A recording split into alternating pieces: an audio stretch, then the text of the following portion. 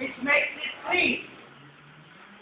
Sa DK, guess what? More prizes. And, pataas na pataas, paganda na paganda yung Miguel. prize of 30K. Ngayon, ganito. Russ, Gawa kami ng poll. naging sa YouTube to ba?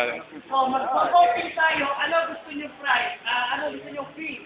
250 or 300.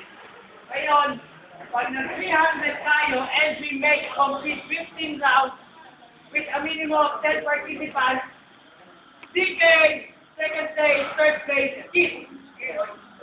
Okay, fifth. Go. And yung top 10, may price 10.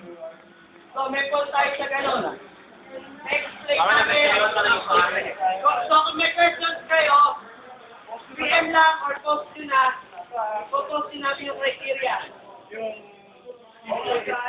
Tapos, next year, meron tayong ID3 fleet.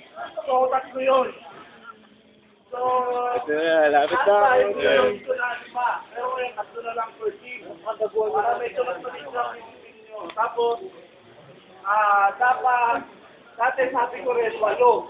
Gagawin ko na ngayon sa full team yung magpa-participate. Tapos yung rules na, pinapa-approve ko pa sa mga kung pag-approve na, so, pati ko ang papuso. Yung qualification ng mga team members, dapat at least meron isang Parang totoo yan. beginner level na kasama sa isang team. So, Magalang ko lang, oh. yes, baka yung team hakot. Team hakot. At talagang